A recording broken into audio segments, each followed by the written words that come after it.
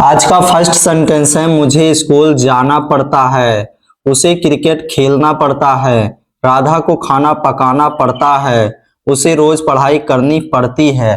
तो hello everyone, जब भी इस तरह के सेंटेंसेस आते हैं जिनके लास्ट में रहता है पढ़ता है, यानी कोई काम करना पड़ता है या पड़ती है, तो हम उसके लिए सिंपली यूज करते हैं हैज टू या हैव टू का प्रयोग।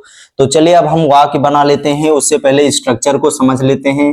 स्ट्रक्चर में सब्जेक्ट सबसे पहले लगाएंगे, उसके बाद हैज या हैव में से कोई एक लगाएंगे, और उसके बाद लगाएंगे टू, उसके बाद लगाएंगे वर्ब की फर्स्ट फॉर्म, और उसके बाद हम यूज करेंगे ऑब्जेक्ट।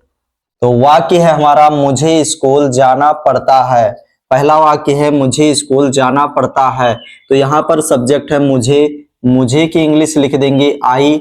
और पिछले वीडियो में हमने आपको बता दिया था कि किसके साथ हम हैज का प्रयोग करते हैं और किसके साथ हम हैव का प्रयोग करते हैं।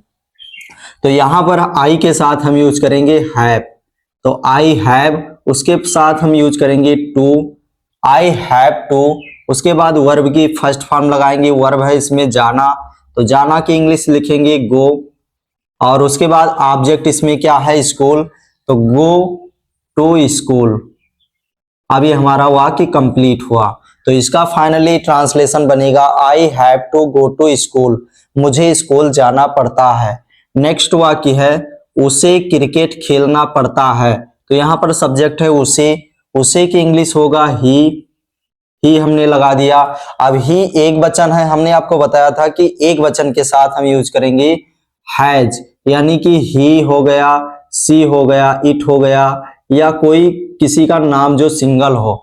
और बहुवचन के साथ और आई के साथ हमने बताया था कि किसका प्रयोग करेंगे, हैव का प्रयोग करेंगे। जैसे आई हो गया, यू हो गया, और बी हो गया, या एक से ज्यादा लोग जैसे लड़के हो गया, मतलब एक से ज्यादा लोग हों तो हम उसके साथ यूज करेंगे हैव।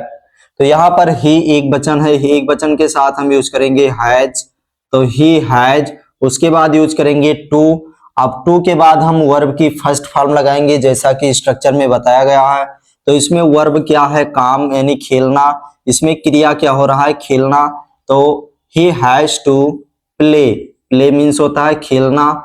अब क्या खेलती है, तो क्रिकेट खेलती है, तो प्ले क्रिकेट।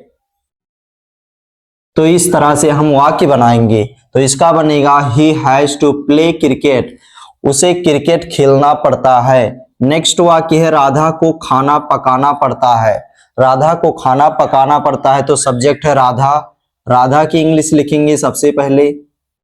अब राधा कोई एक व्यक्ति है, एक लड़की है, तो हैज का प्रयोग करेंगे, उसके साथ यूज करेंगे टू, तो राधा हैज टू। अब वर्ब की फर्स्ट फॉर्म लगाएंगे, वर्ब है पकाना, पकाना की इंग्लिश होता है कुक, कुक मीन्स होता है पकाना। क्या पकाती है, तो भोजन यानी कि खाना, तो भोजन की इंग्लिश हो जाएगी फूड।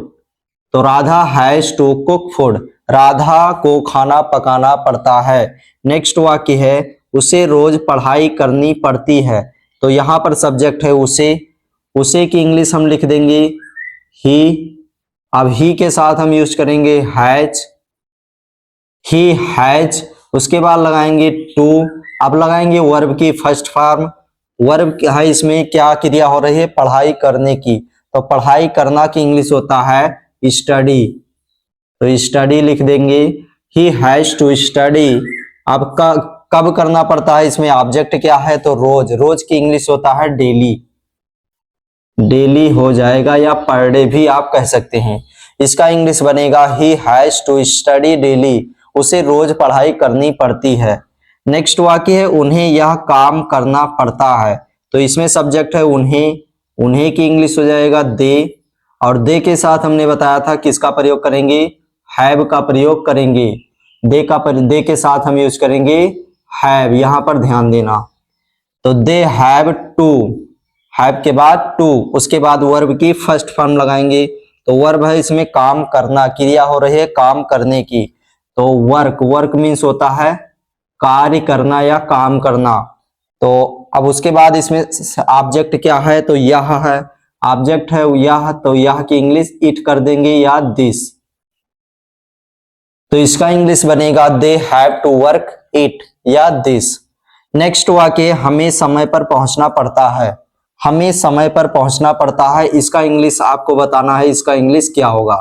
कमेंट करके जरूर बताना इसका इंग्लिश क्या होता है। सो आज के लिए बस इतना ही गाइस, और इसी तरह रोज इजी वे में इंग्लिश सीखने के लिए चैनल को सब्सक्राइब करें और बेल आइकन को जरूर दबाएं।